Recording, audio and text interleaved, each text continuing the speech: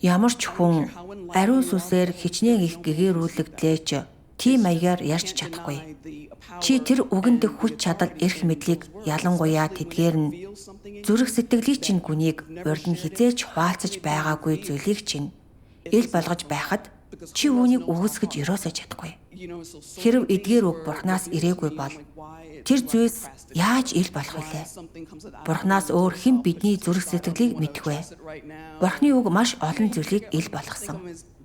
Би яагаад юмыг хойшлуулдаг юм бэ?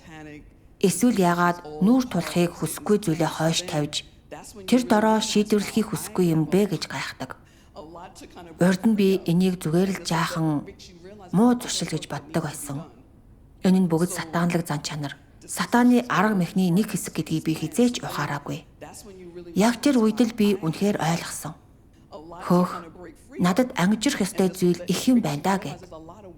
Сурах ёстой зүйл олон байгааг ухаарсан юм.